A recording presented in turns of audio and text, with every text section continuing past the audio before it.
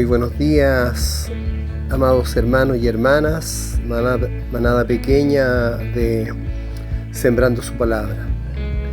Hoy, como día martes, hemos comenzado la reflexión respecto de tener un punto de encuentro mediante la oración. Y esta siendo la primera vez, vamos a ir al libro de Santiago, donde habla de la oración eficaz. Y ya hay varias verdades bíblicas que vamos a ir leyendo y aprendiendo.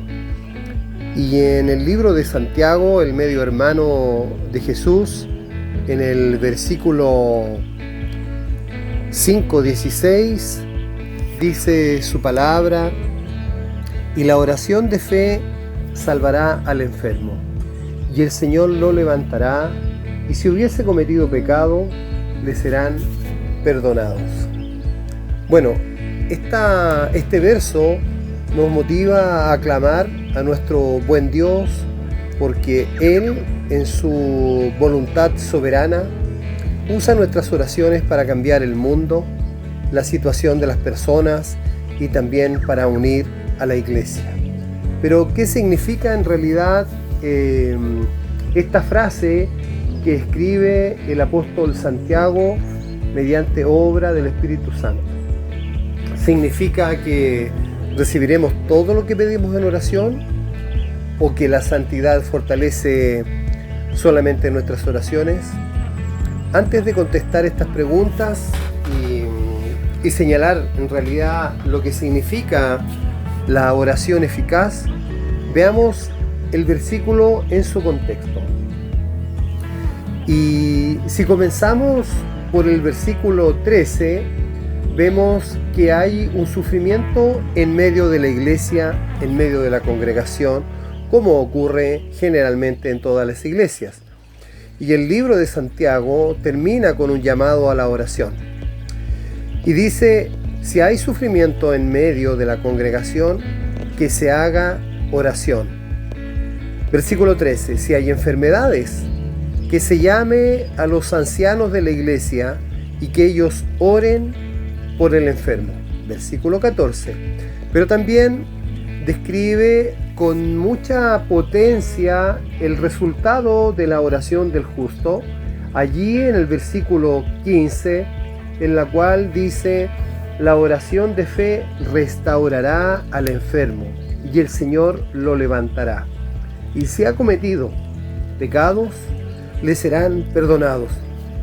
Santiago dice que cuando hay problemas en las vidas de los creyentes, Dios está dispuesto a escuchar el clamor de sus hijos, a escuchar el clamor de los fieles. Y cuando hay problemas también en la vida de los creyentes, Dios está dispuesto a escuchar la oración de tribulación del justo.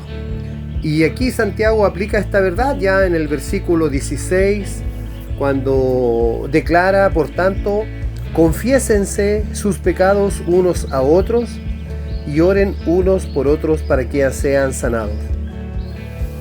En otras palabras, lo que nos está diciendo acá el apóstol Pablo en esta porción de la Biblia es que la oración puede ayudar al hermano que sufre una enfermedad.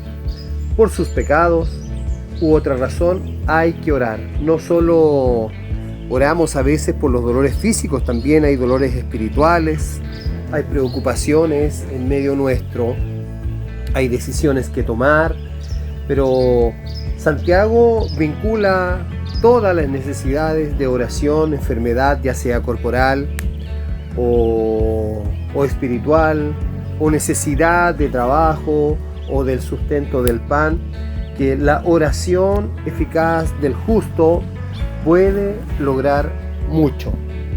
Y esto nos anima los unos con los otros, que la oración ofrecida a favor de ellos, hecha por los ancianos o por el líder, salvará al enfermo. Vale decir, en un sentido completo, dice que será librado del sufrimiento y tal vez del debilitamiento por algún pecado, por alguna falta de fe o alguna enfermedad física.